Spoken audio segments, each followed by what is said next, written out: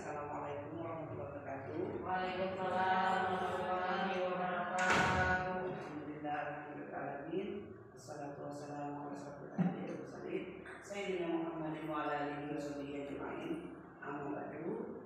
Alhamdulillah, puji syukur atas nikmat karunia Allah Subhanahu wa taala yang mana sampai hari ini kita bisa beristirahat dan kita bisa berkumpul di salah satu ruangan TK Negeri 1 Simalungun dalam kegiatan penilaian kinerja kepala sekolah TK Negeri 1 Simalungun.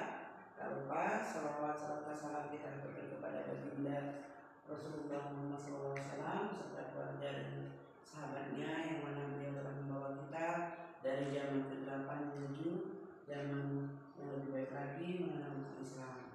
Baiklah, yang saya hormati guru-guru beserta pegawai TK Negeri 1 Simalungun. Hari ini Ibu sebagai kepala sekolah TK Negeri 1 Simalungun ingin mempresentasikan tentang penilaian kinerja kepala sekolah. Adapun indikator yang saya ambil hari ini adalah tentang aktivasi komunitas belajar di TK Negeri 1 Simalungun.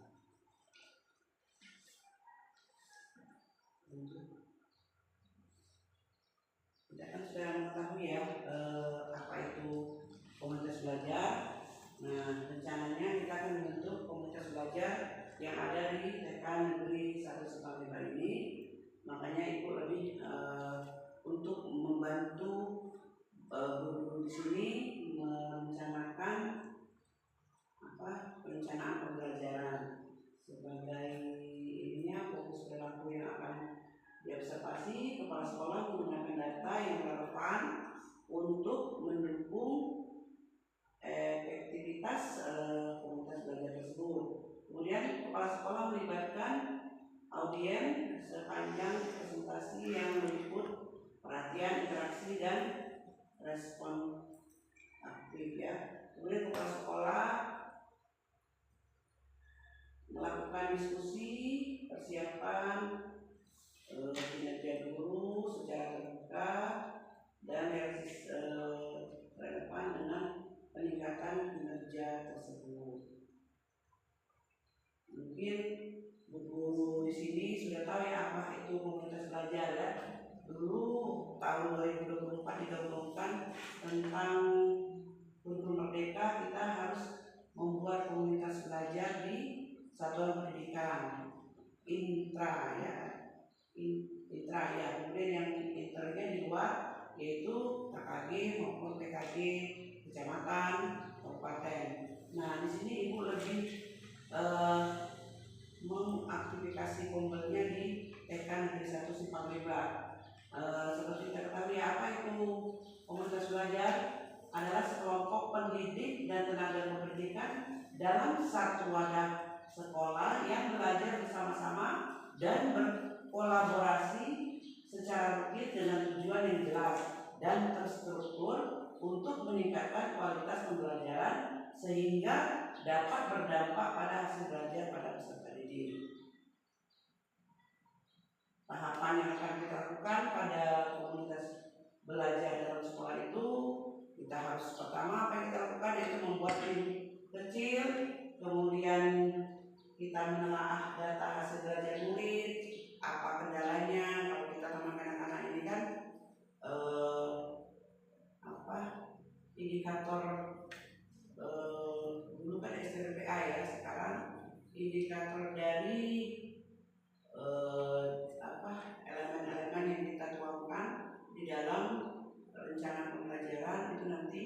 Kemudian apa masalah yang perlu kita bahas, kita tingkatkan supaya hasil belajar peserta di TK Negeri 1 dapat meningkat lebih baik lagi. Kemudian melakukan sosialisasi dulu penguatan tentang pentingnya komunitas belajar kepada seluruh warga sekolah, membuat komitmen bersama, menyepakati tata nilai, kemudian memasukkan jamnya, mengatur jadwal yang ada di sekolah, kemudian merealisasikan belajar bersama dan berbagi praktik baik, menciptakan lingkungan belajar yang ramah bagi guru. Nah, jika diharapkan dari Pombal ini terbentuk, misalnya kita ada masalah kendala dalam PNN ya, ini khususnya bukan masalah sekolah, ini peningkatan kompetensi guru. Nah, jadi di sini itu sebagai yang membantu guru sini ya. Kemudian lanjut, apa sih peran komunitas belajar tersebut? Di sini memfasilitasi belajar bersama. Kalau dulu kurikulum merdeka yang kemudian tahun 2025 ini kita belum tahu, cuma sudah dicanangkan itu pembelajaran deep learning ya, lebih mendalam lagi, yaitu tapi dengan cara menyenangkan bagi anak-anak usia dini. Kemudian memfasilitasi diskusi, memecahkan masalah seputar kurikulum merdeka tadi. Kemudian memfasilitasi proses berbagi praktik baik dengan rekan sejawat tentang implementasi kurikulum merdeka tadi. Terus memfasilitasi refleksi pembelajaran rekan sejawat. Jadi gunanya tadi itu ketika kita ada masalah, kita diskusi sama-sama, kita pecahkan bersama-sama. Lanjut, siklus yang ada dalam komunitas belajar tadi yang kita lakukan pertama adalah merefleksi apa kendala dalam kita melakukan pembelajaran tadi, kemudian membuat perencanaan, kemudian mengimplementasi, terakhirnya evaluasi. Seperti itu siklusnya ya. Jadi kita lihat apa kekurangan kita, kemudian kita melakukan perencanaan apa untuk perbaikannya, kemudian kita mengimplementasikannya. Setelah perbaikan tadi ada nggak perubahannya, evaluasi ya. Kemudian kegiatan Pombal yang terbentuk itu pertama kita lakukan itu harus melakukan membuat jadwal. Yang pertama kali itu membuat SK itu ya. Kemudian bersama-sama kita mengatur jadwal kapan, apakah seminggu sekali waktunya atau 2 minggu sekali ataupun 1 bulan sekali. Kemudian adanya peserta. Kalau jadwalnya harus rutin ya, jadwal dibuat sedemikian rupa ya, maksudnya terjadwal, tidak asal-asalan ya. Kemudian pesertanya guru dan semua unsur PTK yang ada di lingkungan sekolah. Kemudian adanya narasumber, bisa dari ibu sebagai kepala sekolah narasumbernya, ataupun dari guru. Misalnya ada guru yang ingin berbagi praktik baik, dia sudah mengikuti pelatihan. Ini kawan-kawan, misalnya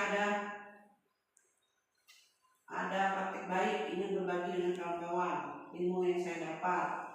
Nah, kemudian adanya materi yang kita buat dulu sebelum melakukan praktik baik tadi ya. Kita buat perencanaannya dengan matang ya. Nah, kemudian lanjut. Nah, refleksi guru. Apa saja yang dilakukan guru? Pertama, pencapaian dari kegiatan komunitas belajarnya apa yang diinginkan guru-guru tersebut. Bagaimana perasaan Anda tentang partisipasi dan kontribusi kalian dalam komunitas belajar. Kemudian strategi apa pengajaran yang efektif yang kalian pelajari dan ingin kalian terapkan di komunitas belajar tersebut. Kemudian ada tantangan terbesar apa yang kalian hadapi ketika menerapkan strategi yang dibahas di Pombal tersebut. Kemudian bagaimana Pombal tersebut membantu bersama guru ataupun ibu sebagai kepala sekolah untuk meningkatkan hasil belajar peserta didik kita. Jadi lebih baik lagi, ini salah satu implementasinya. Kemudian kesimpulan dari aktivasi Pombal ini, ibu ini kan adalah kegiatan kelompok belajar yang mendorong kolaborasi ya, yang intern antara kelompok belajar yang ada di sekolah melalui diskusi, tukar pikiran. Kami belajar untuk mendengarkan ya, menghargai, dan ada bermacam-macam sudut pandang yang berbeda-beda. Kegiatan ini juga memungkinkan kami untuk mengasah keterampilan problem solving yang terjadi di sekolah kita, kemudian memecahkan masalah secara aktif, kami belajar untuk mengidentifikasikan permasalahan, menganalisis, ya, yang relevan, kemudian mengembangkan strategi penyelesaian dari masalah tersebut. Terima kasih. Demikian presentasi dari saya, Kepala Sekolah TK Negeri 1 Simpang 2. Saya akhiri dengan ucapan wabillahi taufiq wal hidayah. Wassalamualaikum warahmatullahi wabarakatuh. Waalaikumsalam. Baik Pak, guru semua, kita lanjutkan dengan diskusi. Ada saya berikan kepada guru yang ingin bertanya dari Bu Nanu. Tadi kan sudah jelaskan terkait narasumber. Apakah harus dari sekolah kita atau kita bisa bekerja sama dengan sekolah lain, meminta bantuan mereka untuk menjadi narasumber terkait yang kegiatan tadi? Baiklah, terima kasih atas pertanyaan dari Bu Nur mengenai narasumber ya, Bunda ya. Itu kan harus ada narasumber untuk di komunitas belajar. Dan mesti dari ibu. Nah, misalnya ibu sebagai kepala sekolah, karena kita kan komunitas belajar yang ada di sekolah. Ya. Boleh misalkan kita mau mengambil narasumber yang dari sekolah lain untuk berbagi praktik baik. Dan guru juga misalnya salah satu dari antara kalian yang ngikutin pelatihan. Nah, untuk membagikan praktik baik ini juga bisa menjadi narasumber. Berarti Ya. kita bisa bekerja sama. Berbagi pengalaman.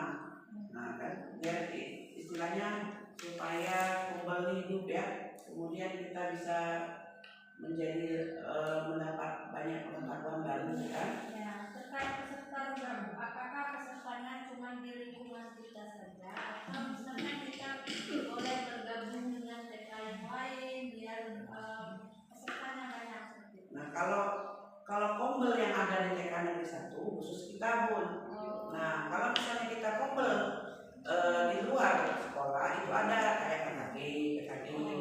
Nah itu, tapi kalau misalnya kita ingin lebih baik lagi yang untuk narasumber, boleh ibu tanya ke Bu Edi kan, boleh kita ngambil dari luar. Tapi untuk yang tadi peserta tidak bisa kalau kombel kita. Hanya lingkup TK Ya, Negeri 1 saja. tapi kalau kita mau lebih besar lagi, yang audiennya banyak, kita gabung yang namanya di komunitas belajar kecamatan kayak PKG, KKG.